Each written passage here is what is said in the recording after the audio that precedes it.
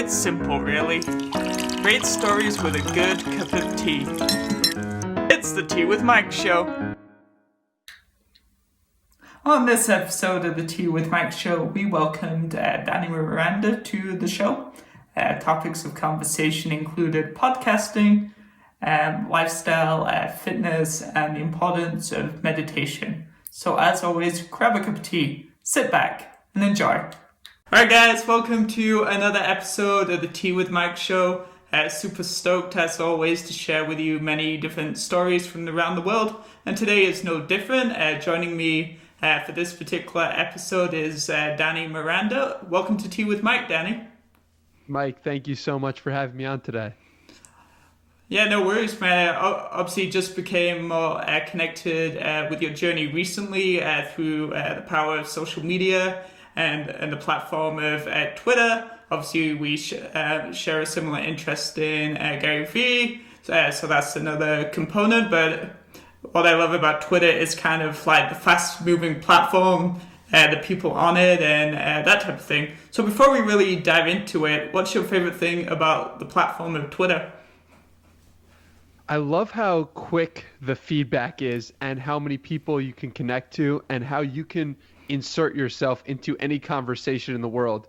The fact that, I could see something that I like and then respond to it and then have that person see that, no matter if I have 5 followers or 500 or 5 million, doesn't matter how many followers you have, but the ability to connect with anyone really quickly and really easily is what I love most about Twitter. Yeah, I would agree with you. And then adding to that for me is definitely like how open-minded people are on Twitter and how accepting. A lot of people obviously use Facebook for a little bit more personally for friends and family, whilst Instagram I think at times be quite inclusive. It's if you know this person or this person versus what you just said with Twitter, where like you can have 5 followers, 5 million followers, and anyone can just chat. So that's what I like about Twitter. So let's hear a little bit of the backstory first. So let's start really easy. Like, where did you grow up?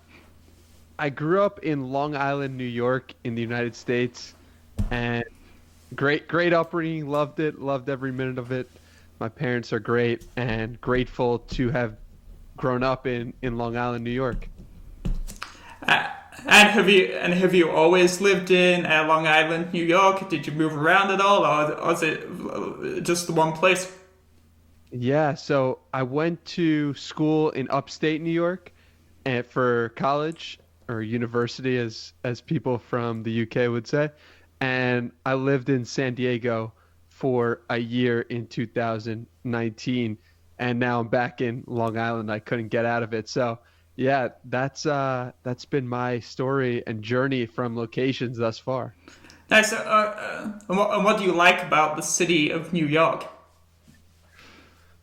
I love that just like Twitter, it's interconnected and it's easy to see people and meet people. Obviously, the pandemic hasn't made that the case, but for the previous years of my life, it's been a great hub of people. And just the fact that you can go and see the world's greatest performers and artists and just people all over the world, I think, you take it for granted when you grow up right outside the city. So I love it because it's just open and there's so much on every corner and there's so much everywhere. So that's what I love about it. That's man. And have you ever contemplated moving, or does the busy city life kind of suit your personality and your goals? Yeah, it's really interesting. I'm not sure. I've thought about moving. I've thought about going to other places. I have really in the past, 9 months, been really reflecting on the importance of just calmness. See, I grew up in Long Island, New York, which is like a busy, going everywhere type of environment. But I then live in San Diego for a year, and I noticed the benefits of the calm, of the serene, of the opposite of the busyness. So I mean, I don't know where I'm going to end up, but I think there's something to combining the serenity of San Diego to the busyness of New York. Nice, man. And let's go back, not too many years, but just a few, to Danny Miranda in school. So what were some of your kind of favorite subjects in school? Like, and yeah, what interests did you develop kind of in school? Yeah, so in school I always leaned towards social studies and English, and those were my two favorites. And then I was also in high school on the newspaper, which we took really seriously, and I was a sports writer for the newspaper where I covered high school athletes, and that was really fun. So my interests always leaned towards, humanities and people and English and social studies, so that type of uh, of stuff. Nice. Do you want to talk to us about kind of how you developed an interest in sports writing and a little bit more about how you got involved in the newspaper? Yeah, for sure. So when I was growing up, I love sports, and then it came a certain point where I realized, like, okay, I'm not going to be playing professionally. I'm not good enough to play in college. Like, how can I still make this a part of my life? And I found that through writing, I was able to, and I started off and I got jobs for the local website called Patch, and they hired me to write for their online magazine, basically their online website. And that was really exciting at 15 years old, traveling around to different high schools, covering different sports. And I've always just been interested in writing and interested in interesting stories and people who are doing cool things athletically. So yeah, I mean it's been a part of my life forever. And I mean I don't see it part of my life today, but it kind of is somewhat with the podcast, talking to people. The skills that I learned interviewing started 10 years ago, interviewing people in athletics. Awesome, man. What a fantastic, like, great first opportunity. Like, it's quite a unique opportunity, almost, and one that is maybe related to, like, specifically, like, where you grew up. And if you were living somewhere else, even in the States or somewhere else around the world, even a village like I was saying I used to live in before we started the show, that same opportunity might not have come up. Yeah, no, I'm really grateful for that opportunity to cover sports and that opportunity to just find people and be able to interview them and be able to communicate with them. And it really fueled my passion early on in life, for sure. Nice, man. And again, talking about that early experience with writing and getting involved in the local sports scene, what were some of the skills that you developed during that time period? A, in terms of confidence, and then B, in terms of like any other skills and that type of thing. Yeah, so one of the things that I didn't mention was that I started a Knicks blog at that time when I was 15 years old, and I just loved writing. I loved the way, and I loved sports, obviously. So I was trying to combine sports and writing. And what happened was I just started covering the Knicks just like I would cover the high school teams, and so I was every game I would write a report about, like, this is what happened in the game. I'd cover breaking news and trending topics and all that stuff. And what happened was what really quickly and really early on, it gained some traction, and I was able to find my way to Media Day. And Media Day is a place where you can interview all the players on the team. And I was 15 years old at the time, so it was like kind of odd and a crazy experience for me to be sitting down with some of the players at that time who I was just a fan. And so basically that early experience gave me so much confidence that I could not only go to Media Day, but I could interview players and I could learn from them directly. And so I was just overwhelmed with gratitude from the ability to go to Media Day. And that was one of the key experiences. I also learned at that time the importance of just putting out content and the importance of just putting out more and more stuff, because I would notice the more quickly I was able to update people about information from the Knicks, the better my stats were, the more people were interested in my content. So it was just a never-ending pursuit of trying to figure out how to convince people to come to my website, why they should go check out Knicks news from me. And it was really cool because a lot of people were surprised when they found out I was 15, 16 years old. And that was a huge confidence boost. Like, oh, maybe I do have some skill here. Maybe there's something that I can push forward. Awesome. And then for those people that don't know, talk to us kind of a little bit of the role that your mom has in this particular story. Yeah, for sure. So my mom is incredible. And one of the things, first of all, when I talk about Media Day, she was the one who was driving me to Media Day. It was, 30, 45 minutes away, and she was able to take a break from her work day and drive me. So that was pretty cool. And so that's one thing. The other thing with my mom, and the great story about her, is that when I wanted to go to a book signing for Gary Vaynerchuk, Gary was one of my mentors at the time. I mean, he didn't know he was a mentor, but I was just constantly like consuming his content, interested in him, and trying to figure out why he was so successful. And what I realized, and one of the reasons why he's so successful is the thank you economy. And I wanted to go to his book signing in 2011, but my mom wouldn't let me go because who is Gary Vaynerchuk, this random person online. And what ended up happening was, I sent Gary a tweet, and Gary responded by saying, well, I sent him a tweet saying, hey, Gary, like, I want to come to your book signing, but my mom won't let me. And he responded saying, great, what's your mom's number?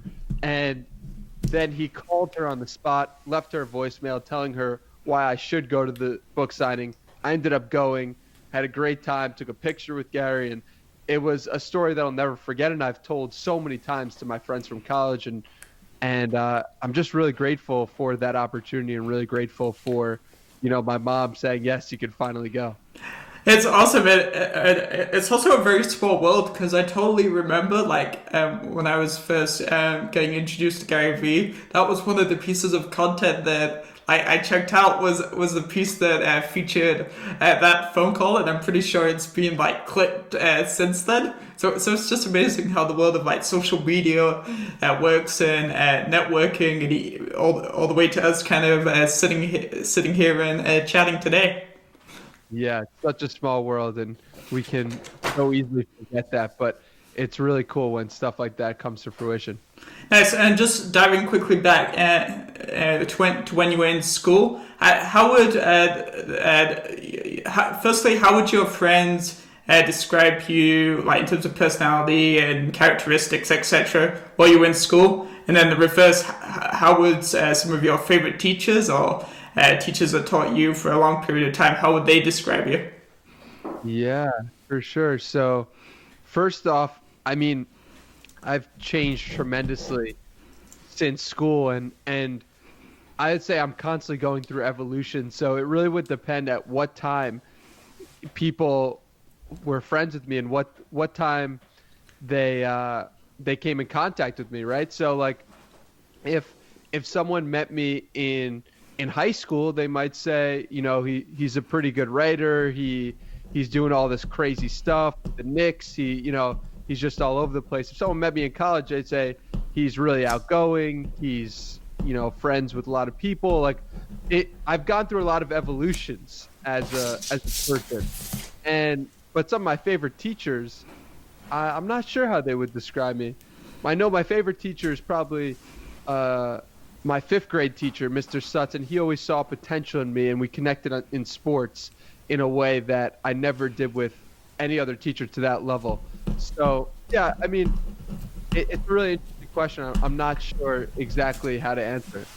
That's fine. No worries. But so then you mentioned constant change and even evolution and stuff. How important is it then to keep changing, keep improving in whatever you're doing in pursuit of any goal that you may have? Yeah, I mean, I think when I was growing up, I didn't really know myself that well.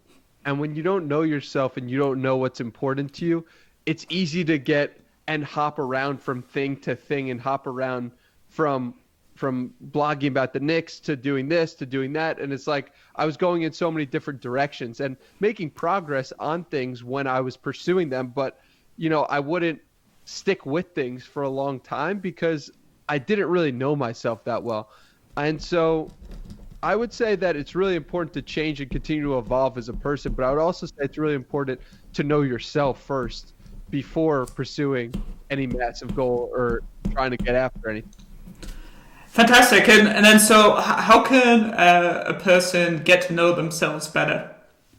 Yeah, it's a great question. I think that meditation is the single best way to get to know yourself better, because you could be listening to this podcast and think, okay, like this person says this, and you could be listening to something else, another piece of content that says this person says this. But unless you go inward and start to really have a consistent practice of listening to yourself, that is the best way to get to know yourself better. And is meditation something that you implement in your life? Yeah, absolutely. It's something every morning. I've been since May on, I would say, 90% of the days I'll start with the 60-minute meditation in the morning where I just sit down and let thoughts run through me for 60 minutes. And it is an unfair advantage because I am talking to a therapist every single morning, and it's just a feeling of just a weight off your shoulders. I'm not actually talking to a therapist. I'm just talking to myself and hearing what is in the back of my head and what is in the back of my mind. And when I do that enough, and when I've done that enough, I've really gotten to know myself and really gotten clear on what's important to me. Fantastic, man. We're just going to take a little pause. We're going to have a little tea fact for the episode. So the tea fact is, official UK figures report that 37 people went to hospital for tea cozy related injuries in 1999. And this comes from express.co.uk. So that, just a little cultural tea fact today. I love it. That's awesome. Do you have one of those every episode? Every single episode, like it was an idea that actually, because you were talking, I'll give full credits here to my mum. She started listening to some of the early episodes of my show, and she was like, "Well, an important component of your show is the tea factor. It is one. There's a few reasons, but it is one of the reasons why your podcast is different from maybe other shows that talk about tea or other podcasts out there." So she was like, it would be cool if you added a tea fact into your episode. So ever since probably, I don't know, maybe episode 40, 50, 60, somewhere in that range, there's been a tea fact every single episode. So shout out to my mum. Very cool. That's awesome. Great suggestion, Mom. And I thought I'd throw it in there too, just because you were mentioning the importance of your mum and the influence and support that she gave you, especially during your early days. So, the next thing I kind of wanted to dive into was if you could devise your own school curriculum, and there's been a lot of talk about this from various people out there, what would be your top 3 classes that you would want everyone to take, and why? It's a great question. So the first one has got to be meditation, because it's something we were just talking about, and I'd never understood the importance of listening to myself, and just to build that habit and just be able to listen to yourself and know that you can go back to yourself at any time would be a huge benefit from my perspective into the school curriculum. Another one that I think would be tremendously beneficial is exercise. And we kind of get this in PE, we kind of get this in school somewhat, but I think there's not enough emphasis, and particularly on the nutrition side of things.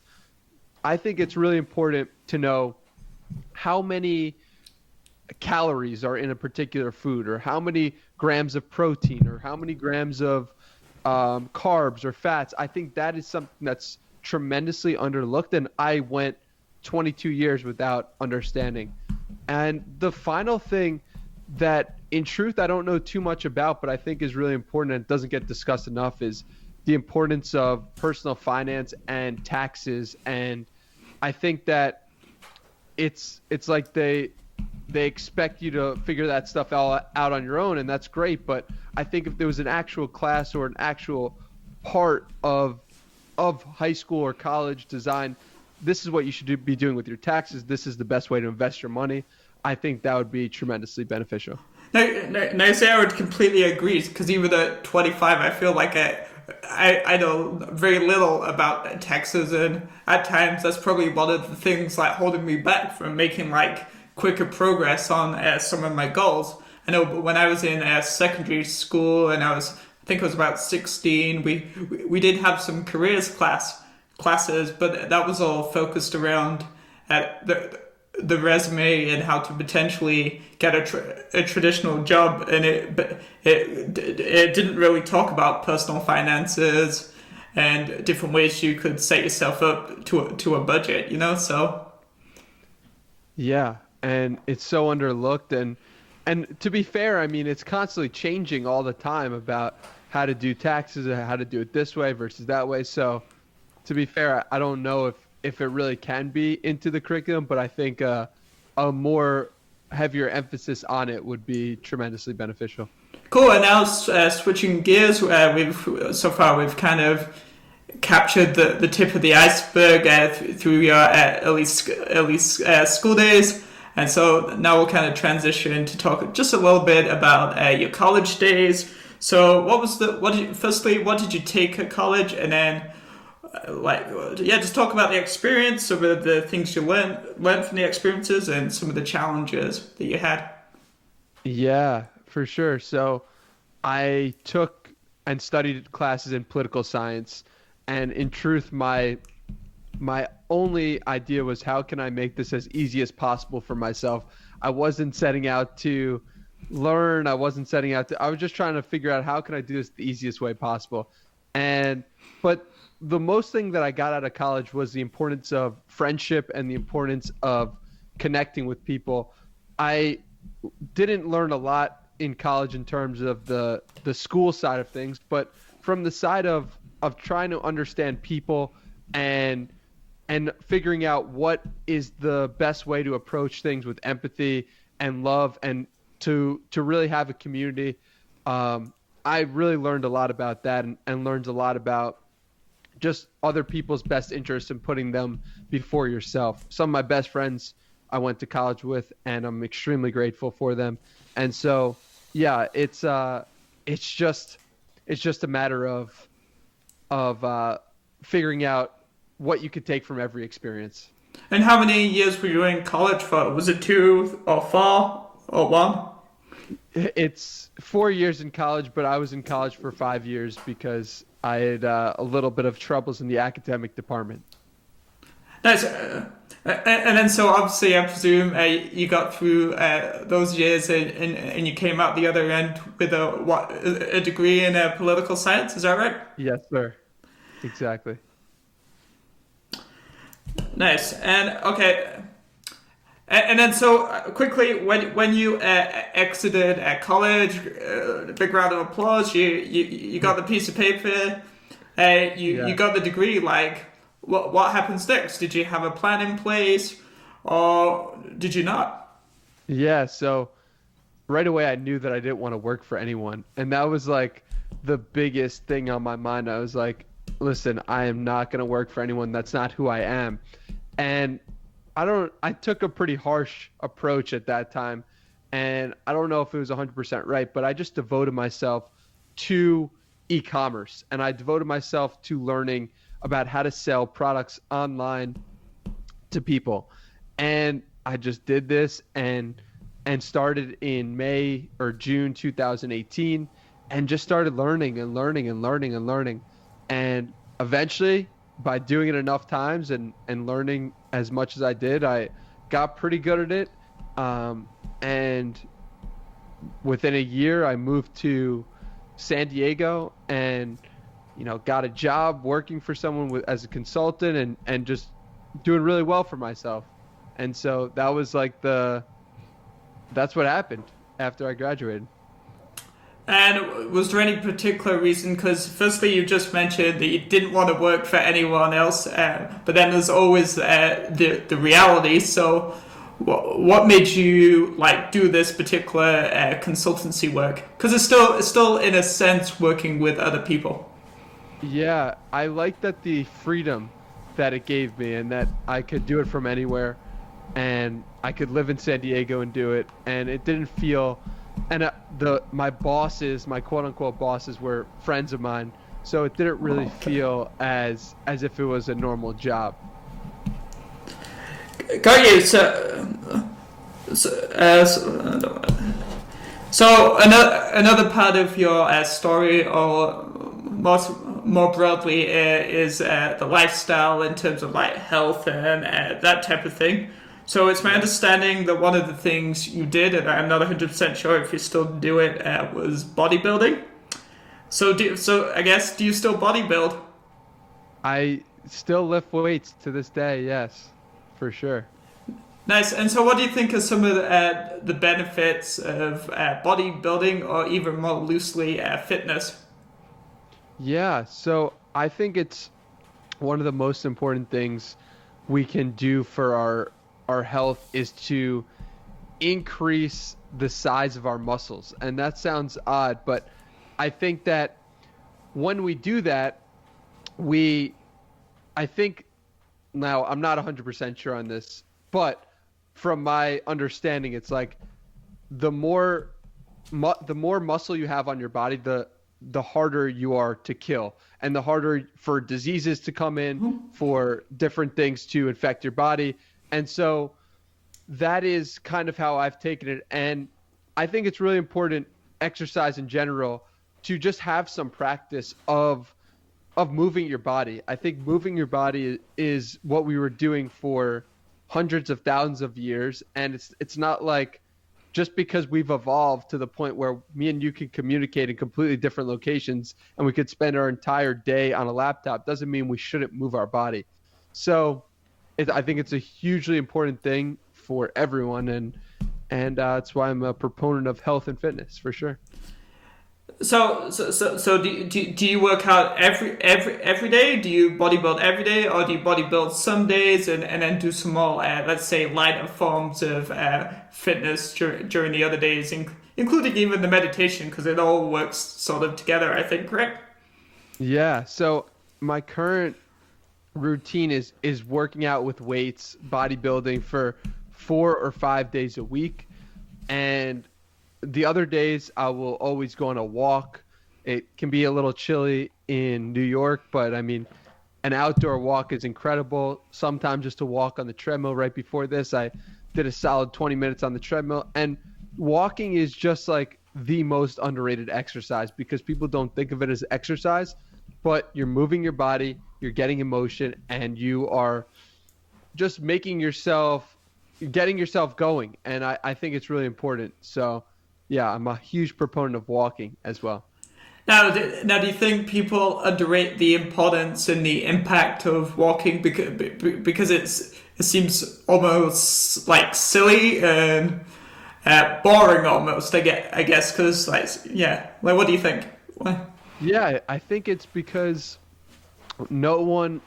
it doesn't seem like something that could really be good for your health and your fitness, and it doesn't seem like it could really, because you're not trying so hard.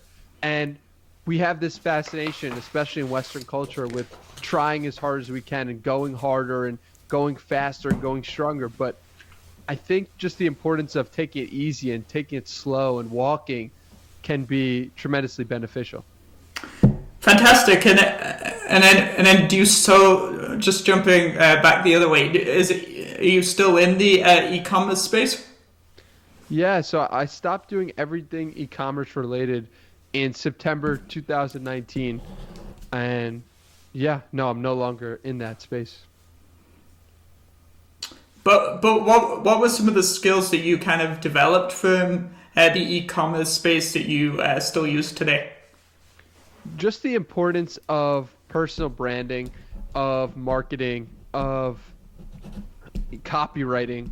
Those are things that when I'm writing, I think about loosely and have without, and also the friendships that I gained and the friendships that I had allowed me to start the podcast and allowed me to build. So yeah, I mean, I'm no longer doing e-commerce, but I wouldn't be who I am today without that journey. Yeah, okay. Talk to us in a little bit more depth about that, because it's my understanding that even though you're very successful in e-commerce at the time, it kind of came at a cost to your physical and mental well-being. Mm-hmm. Absolutely. So there was just a point when what I was doing every day wasn't aligning with the person I wanted to be, and I had a hard time understanding that and coming to grips with that because I wasn't listening to myself. You know, I was pushing those thoughts away with alcohol, gambling, just any way to really not listen to myself. I was doing that. And those should have been the first signs for me, but I didn't have a meditation practice at the time, and I wasn't really adept at listening to myself. So the mental health aspect of it came to grips when I just started getting really upset and really depressed and didn't know why. And it was only from quitting the job that I realized that was a huge weight off my shoulders and a burden that I no longer had to bear. Interesting. So was it the pressure of the job? Were you experiencing early signs or deep signs of like burnout that maybe led to some poor decision choices? Because it's very easy to do, and I think everyone's done it if you're not clear about the direction you want to go, like some of these negative things and habits creep in. Yeah, I think it was just that I didn't enjoy doing the day-to-day work anymore, and I really didn't enjoy doing it for a long time, for a few months, and I didn't want to come to grips with that because I had so many relationships that I built, and it was a part of my identity, so it was very difficult for me. Yes, and I'm going to obviously let you talk about this in a little bit more depth, but I understand that a transformational point on your journey and in your story was 75 hard, I think it is. So can you talk to us about how what it is, because it's got a really unusual name, and how that kind of rewired your brain and helped to make you turn and help turn your life into a better direction? For sure. So first of all, 75 Hard is a program of doing the following for 75 days straight. 1, you work out twice a day for 45 minutes each, 1 outside. 2, you read 10 pages of a nonfiction or self-help book. 3, you take a progress picture every day, shirtless if you're a guy, or just with your bra, I guess, if you're a girl. 4, you follow a diet. For me, that was just whole foods, clean eating, no alcohol, no snacking. And 5th is you drink a gallon of water, and you do that every single day. And what was really interesting to me about doing this program was it really aligned with who I wanted to be. It really aligned with everything. Every day I felt as if, oh, wow, like this is what I'm supposed to be doing. This feels right. And don't get me wrong, some days were extremely hard and I didn't want to do some of the tasks some of the days, but you just get through it and you realize that voice in your head that is just saying to yourself, oh, you can't do that. Oh, like, you know, that's not for you. And you get past that, then you realize the voice doesn't mean anything. And that's an incredibly powerful place to operate from. And another thing that it taught me was the importance of long-term thinking and the importance of just being able to do the daily actions to get you to where you need to go, but not thinking about the end destination so much as understanding that the progress comes from the journey. And before this, doing e-commerce, I was always thinking about how can I make money tomorrow? How can I make money, in the next month instead of 5 years from now, or, long-term thinking. So just my focus switched tremendously from short-term to long-term. And that was the biggest difference and the biggest change that stuck with me since I did the program in September 2019 to December 2019, and has stayed ever since. Fantastic, man. And it's my understanding that even after completing this program, you still had not issues, but there was a couple of times where you suffered again from mental health and depression. So do you want to just kind of allude to that, and then again how you managed to turn it around again in 2020?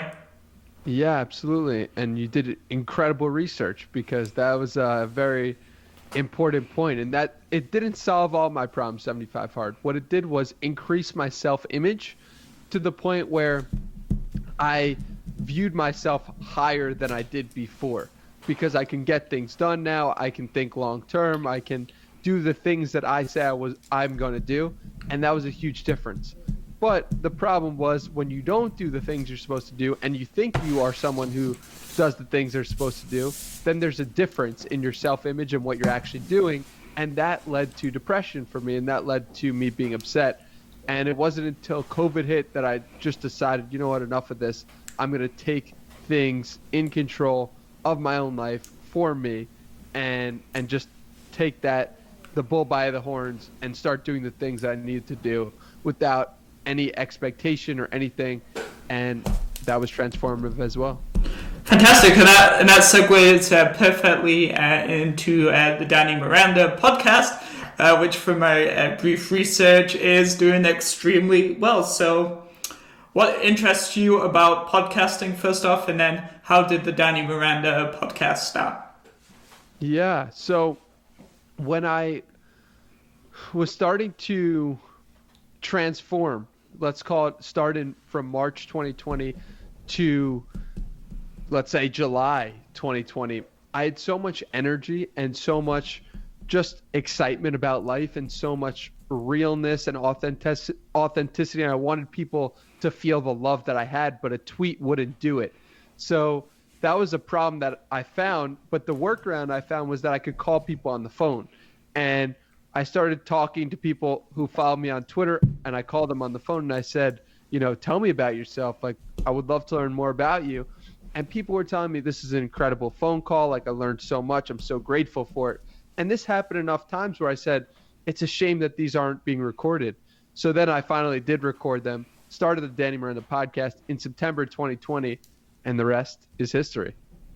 Fantastic. And so what are some of the goals that you have with your podcast? Yeah, one of the goals I have is to be the #1 podcast in the world. And it's a great goal. But in truth, I just want to talk to interesting people. I want to learn from people. I want to grow with, the podcast. And I want to use the podcast as a vehicle for my own growth, selfishly. And so those are some of my goals. And I'm looking forward to just continuing the process. One of the things that I set out to do when I first started was I'm going to record 100 episodes. And then I'm going to see if I like this, if I don't, how I feel about it. So 100 episodes. As we speak, I think I've published, 54. So 54 out of 100. We'll see where this journey takes us, but I'm looking forward to completing that goal and completing that challenge. And let me tell you, recording 100, this is episode 102, 103, and I can tell you truthfully that it was a magical moment hitting 100 episodes of my podcast. Yeah, hell yeah. I mean, it's really exciting. That is like a signifier that you've been putting in the work for a long time. So awesome job, Mike. Thanks. But then on the flip side, the stakes increase as you do more episodes. You've got to be on point with your research. You got to promote it correctly. You got to improve the production aspect because you've got more eyeballs on you. So there are some challenges to podcasting, like anything too, but it's definitely a challenge that I think I know I'm up to. So for you, what are some of the challenges with your podcast, or even podcasting in general? Yeah, I don't know. I don't know about any challenges. The hardest part for me is the editing aspect of it. I never have been an audio engineer my entire life. I've never done any type of video editing, and to start to do that is new terrain for me. But it excites me because I love having the conversations. And if the love is for the conversations and the love is for the other person, it doesn't matter about a little editing here and there. That's not going to hold me back from putting these conversations out there. So yeah, that's been my biggest challenge thus far. Nice. And so as we sit here in 2021, what's kind of next for you? Like, what's going on in the Danny Miranda world? Like, how are you gonna keep making progress after having some monumental moments, like having Gary Vee on your podcast, for example? And I'm sure there's others that I just don't know about.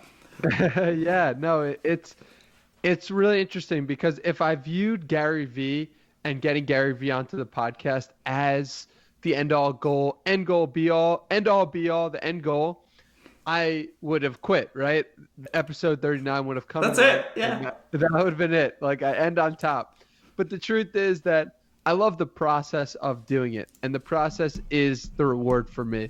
And so I'm just going to continue getting as great as I can at interviewing, learn as much as I can about people, and just continue the process. That is my goal, and that is what the future holds for Danny Miranda. Nice. And so what do you think is the one most important thing you could do now to help keep yourself mentally healthy, and why?